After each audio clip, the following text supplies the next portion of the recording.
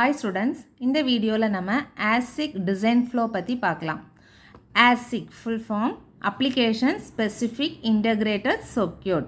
அதாவது ஒரு particular அப்ளிகேஷனுக்கு use பண்ணுற ஐசியோட பேர் தான் என்னன்னு பார்த்தீங்கன்னா ASIC. ஸோ இதோட டிசைன் என்ன அப்படிங்கிறத வந்து நம்ம இப்போ பார்க்கலாம். ஸோ இதில் வந்து பார்த்தீங்கன்னா டோட்டலாக 9 ஸ்டெப்ஸ் இருக்குது. ஓகே, டிசைனில் 9 ஸ்டெப்ஸ் இருக்குது. அதில் ஃபஸ்ட்டு 4 ஸ்டெப்ஸ், அதாவது design entry, logic synthesis, then system partitioning, pre-layout simulation. இந்த நாலும் பார்த்தீங்கன்னா லாஜிக்கல் டிசைன்னு சொல்லுவோம். ஓகே, ஃபஸ்ட்டு 4 ஸ்டெப்ஸையும் லாஜிக்கல் டிசைன் சொல்லுவோம். நெக்ஸ்ட்டு 5 ஸ்டெப்ஸ், அதாவது floor planning, placement, routing, circuit extraction, post layout. இந்த 5 ஸ்டெப்பும் வந்து பார்த்தீங்கன்னா ஃபிசிக்கல் டிசைன். ஸோ 9 ஸ்டெப்பையும் நம்ம ரெண்டாக சொல்லணும். ஃபஸ்ட்டு 4 ஸ்டெப் வந்து பார்த்தீங்கன்னா லாஜிக்கல் டிசைன், நெக்ஸ்ட்டு 5 ஸ்டெப்ஸ் வந்து பார்த்தீங்கன்னா ஃபிசிக்கல் டிசைன். இப்போ 1 by 1 நம்ம எல்லா டைப்ஸ் ஸ்டெப்ஸையும் வந்து பார்த்துடலாம். ஓகேயா? ஸோ ஃபஸ்ட் ஒன்று வந்து பார்த்தீங்கன்னா டிசைன் என்ட்ரி.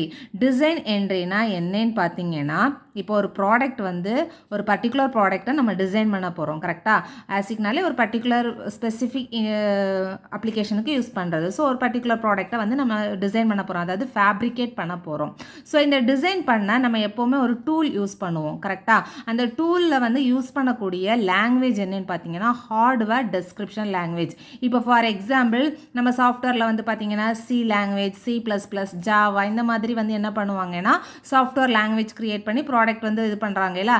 அதே மாதிரி இது வந்து பார்த்தீங்கன்னா ஹார்ட்வேர் டெஸ்கிரிப்ஷன் லாங்குவேஜ் வந்து யூஸ் பண்ணி டிசைன் பண்ணுறதுக்கு பேர் தான் வந்து பார்த்தீங்கன்னா டிசைன் என்ட்ரி. ஓகேயா? ஸோ இந்த ஹார்ட்வேர் டெஸ்கிரிப்ஷன் லாங்குவேஜில் மோஸ்ட்டாக யூஸ் பண்ணக்கூடிய லாங்குவேஜ் என்ன பார்த்தீங்கன்னா VHDL ஆர் வெரிலாக் வந்து யூஸ் பண்ணுறாங்க. ஓகேயா? ஸோ இதான் வந்து பார்த்தீங்கன்னா டிசைன். ஒரு ஹார்ட்வேர் டெஸ்கிரிப்ஷன் லாங்குவேஜ் யூஸ் பண்ணி ப்ராடக்டை டிசைன் பண்ணுறதுக்கு பேர் தான் design entry. So logic design is created using A hardware description language. Okay, so next step என்னன்னு பார்த்தீங்கன்னா லாஜிக் சிந்தசிஸ். ஸோ லாஜிக் சிந்தசிஸ்னால் என்னென்னா வெரி சிம்பிள். ஒரு நெட்லிஸ்ட் வந்து நம்ம ஃபார்ம் பண்ண போகிறோம். அப்போ நெட்லிஸ்ட்னால் என்ன அப்படின்னு பார்த்தீங்கன்னா description of logic cells and their connections. So logic செல்ஸும் அதோட கனெக்ஷன்ஸையும் டிஸ்கிரைப் பண்ணுறதுக்கு பேர் தான் என்னன்னு பார்த்தீங்கன்னா நெட்லிஸ்ட். ஸோ இது வந்து பார்த்தீங்கன்னா லாஜிக் செல்ஸ், இதில் இந்த லைன்ஸ் கொடுத்துருக்கிறது கனெக்ஷன். ஸோ பிளாக்ஸும் அந்த லைன் கனெக்ஷன்ஸையும் க்ரியேட் பண்ணுறதுக்கு பேர் தான் லாஜிக் சிந்தசிஸ். வேறு ஒன்றும் கிடையாது. இப்போ நமக்கு வந்து பார்த்திங்கன்னா ஒரு ஃபுல் ஆடர்னால் நமக்கு வந்து ஹாஃப் ஆடர், 2 ஹாஃப் ஆடர் இருந்தால் நம்ம என்ன பண்ணலாம், ஒரு ஃபுல் ஆடர் வந்து டிசைன் பண்ணலாம். அப்போ அந்த ஒரு ஹாஃப் ஆடர், ஒரு 2 ஹாஃப் ஆடரும் ஒரு பிளாக்ல இருக்கும். ஓகே, ஸோ அதுக்கான கனெக்ஷன்ஸ் எல்லாம் நம்ம கொடுக்குறதுக்கு பேர் தான் netlist. Produces description of logic cells and their connections which is known as netlist. netlistனா புரிஞ்சிச்சுல்ல? ஒரு நம்ம வந்து லாஜிக் செல்ஸும் அதோட கனெக்ஷன்ஸையும் வந்து டிஸ்கிரைப் பண்ணுறதுக்கு பேர் தான் வந்து என்னென்னா நெட்லிஸ்ட். ஓகே, ஸோ நெட்லிஸ்ட் இந்த டயக்ராம் வரைகிறது கஷ்டம் கிடையாது. அங்கங்கேயா குறைய பிளாக்ஸ் வந்து நம்ம கொடுத்துட்டு என்ன பண்ணணும்னா அதுக்கு சம் கனெக்ஷன்ஸ் வந்து கொடுத்தோன்னா நெட்லிஸ்ட் கனெக்ஷன்ஸ் முடிஞ்சிச்சு. நெக்ஸ்ட் வந்து பார்த்தோன்னா third step system partitioning. System partitioning வேறு ஒன்றும் இல்லை, நம்ம ஆல்ரெடி லாஜிக் செல்ஸும் அதோட கனெக்ஷன்ஸையும் வந்து க்ரியேட் பண்ணியாச்சு. ஸோ டிசைன் பண்ணியாச்சு. அந்த டிசைன் பண்ணதை வந்து சப்டிவிஷனாக வந்து டிவைட் பண்ணுறதுக்கு பேர் தான் என்னென்னா சிஸ்டம் பார்ட்டிஷனிங். வேறு ஒன்றும் இல்லை, சப்டிவைட் பண்ணுறது. ஓகேயா? ஸோ இது சேம் நெட்லிஸ்ட்டை இங்கே ட்ரா பண்ணிவிட்டு ரெண்டாக வந்து என்ன பண்ணியிருக்கேன்னா டிவைட் பண்ணியிருக்கேன். ஸோ டிவிஷன் கொடுக்குறதுக்கு பேர் தான் சிஸ்டம் பார்ட்டிஷனிங். ஸோ இது A, இது B, 2 பிளாக்காக கொடுத்துருக்கோம். Okay, so system partitioning divide a large system into small sized ASIC block. Okay, then final one பார்த்தீங்கன்னா அதாவது லாஜிக்கல் டிசைனில் உள்ள கடைசி step pre layout simulation, 4th step. ஓகேயா? ப்ரீ லேஅவுட் சிமுலேஷன்னா வேறு ஒன்றும் கிடையாது. இப்போ நம்ம பிளாக் க்ரியேட் பண்ணியாச்சு, அதுக்கு கனெக்ஷன்ஸ் கொடுத்தாச்சு. அப்போ அந்த கனெக்ஷன்ஸ் எல்லாம் கரெக்டாக இருக்கா அப்படிங்கிறத வந்து நம்ம வந்து இப்போவே செக் பண்ணுறோம். ஓகேயா? கடைசியாக செக் பண்ணாமல் இப்போ செக் பண்ணுறோம். செக் பண்ணுறதுக்கு பேர் தான் என்னென்னா ப்ரீ, அதாவது ஃபஸ்ட்டே நம்ம செக் பண்ண போகிறோம். சம் கனெக்ஷன்ஸ் கொடுத்துட்டு உடனே செக் பண்ணுறது. இப்போ இல்லை நம்ம ஃபைனலாக தான் வந்து கனெக்ஷன்ஸ் கொடுத்து செக் பண்ணி எடுக்கிறோன்னா எல்லா ஸ்டெப்பையும் நம்ம ரிப்பீட் பண்ண வேண்டி இருக்கும். இது பார்த்தீங்கன்னா ஜஸ்ட் இந்த ஸ்டெப்ஸை மட்டும் ரிப்பீட் பண்ணால் போதும். இப்போ வந்து இதில் வந்து ஒரு ஃபுல் ஆடர் சர்க்யூட்டுக்கு வந்து 000 கொடுக்குறேன். அவுட்புட் வந்து நமக்கு 0வாக இருக்கணும். Some 0 carry 0. பட் அவுட்புட்டில் நமக்கு எரர் வந்துச்சு. அப்போ என்ன பண்ணுவோம்? டிசைன் என்ட்ரி, அதாவது டிசைனை வந்து சேஞ்ச் பண்ணுறோம், லாங்குவேஜ் வந்து சேஞ்ச் பண்ணுறோம். ஸோ லாங்குவேஜை சேஞ்ச் பண்ணும்போது நமக்கு என்ன ஆகும்? இதோட பிளாக்ஸும் இதோட கனெக்ஷன்ஸ்லேயும் வந்து சேஞ்ச் ஆகும். ஸோ இப்போது நம்ம எப்போ இது வந்து கரெக்ஷன்ஸ் வந்து அவுட்புட் வந்து கரெக்டாக இருக்கோ அது வரைக்கும் இந்த ஸ்டெப்ஸ் வந்து என்ன ஆகும்? ரிப்பீட் ஆகும். அதுக்கப்புறமா ஒன்ஸ் இது வந்து கரெக்ட் ஆகிடுச்சுன்னா, எரர் வராமல் கரெக்ட் ஆகிடுச்சுன்னா நம்ம எந்த ஸ்டெப்புக்கு போவோம்? Floor planning. நெக்ஸ்ட் ஸ்டெப் வந்து ஃப்ளோர் பிளானிங். இதில் இருந்து பார்த்தீங்கன்னா ஃபிசிக்கல் டிசைன். ஓகே, இது வரைக்கும் லாஜிக்கல் டிசைன், இனி உள்ளது எல்லாமே physical design. So first step வந்து பார்த்தீங்கன்னா ஃப்ளோர் பிளானிங். இப்போ ஃப்ளோர் பிளானிங்னா வந்து பார்த்தீங்கன்னா நிறைய பிளாக்ஸ் வந்து நம்ம டிசைன் பண்ணியாச்சு. அதாவது நம்ம பிளாக்ஸையும் அதோட கனெக்ஷன்ஸையும் வந்து என்ன பண்ணியிருக்கோம்? டிஸ்கிரைப் பண்ணி வச்சுருக்கோம். ஸோ அந்த பிளாக்ஸ் எல்லாமே ஒரு சிப்பில் நம்ம அரேஞ்ச் பண்ணணும். இதுதான் வந்து சிப்பு. நம்ம கொடுத்துருக்க டிஸ்கிரைப் பண்ண பிளாக்ஸை வந்து ஒரு சிப்புக்குள்ளே அரேஞ்ச் பண்ணணும். ஓகேயா? ஸோ எந்த இடத்துல அரேஞ்ச் பண்ணுறது, எங்கே அரேஞ்ச் பண்ணணும் பார்த்தீங்கன்னா, இது ஒரு பிளாக்கு, இது ஒரு பிளாக்கு, இது ஒரு பிளாக்கு, இது ஒரு பிளாக்கு. ஸோ ஒரு சிப்புக்குள்ளே அரேஞ்ச் பண்ணுறது, பிளாக்ஸ் வந்து எந்த இடத்துல நம்ம அரேஞ்ச் பண்ண போகிறோம் அப்படிங்கிறத டிசைட் பண்ணுறது தான் யாருன்னா floor planning. So floor planning என்னன்னு பார்த்தீங்கன்னா, arrange all the blocks of netlist on the chip. ஒரு சிப்புக்குள்ளே பிளாக்ஸை அரேஞ்ச் பண்ணுறதுக்கு பேர் தான் என்னது? Floor planning. ஸோ இது ப்ரீ லேஅவுட் சொல்கிறேன். ஸோ ப்ரீ லேஅவுட் பார்த்தீங்கன்னா, check to see if the design functions correctly.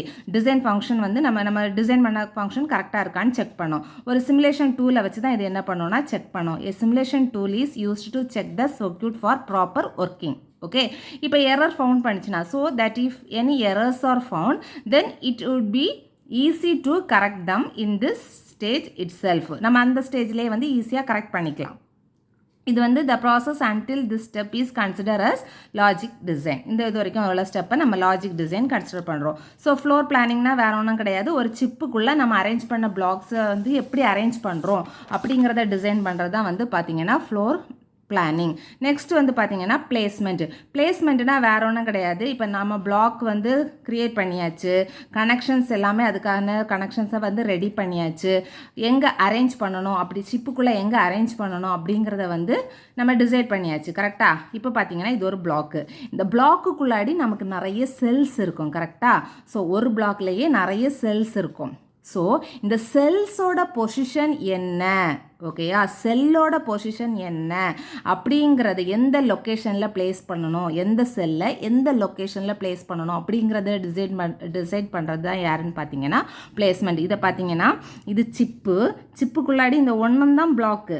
So இந்த ஒரு பிளாக்கோட இதுதான் இது.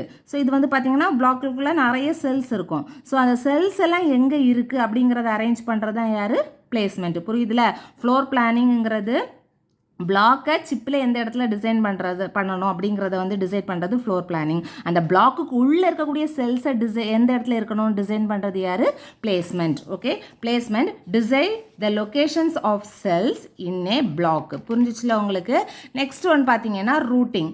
இப்போ வந்து பார்த்தீங்கன்னா லாஜிக் செல்ஸ், இது ஒரு லாஜிக் செல் இருக்குது, இங்கே ஒரு லாஜிக் செல் இருக்குது, இங்கே ஒரு லாஜிக் செல் இருக்குது. கரெக்டாக? ஸோ லாஜிக் செல்ஸுக்கு இடையில் கனெக்ஷன்ஸ் வந்து எப்படி கொடுக்கணும், எந்த மாதிரி கனெக்ஷன்ஸ், செல்லுக்கு இடையில் எந்த மாதிரி கனெக்ஷன்ஸ் கொடுக்கணும், தென் அப்படிங்கிறத வந்து டிசைட் பண்ணுறது ரூட்டிங். நம்ம வந்து கனெக்ஷன்ஸ் வந்து ப்ராப்பராக இந்த இடத்துல கொடுத்து முடிப்போம்.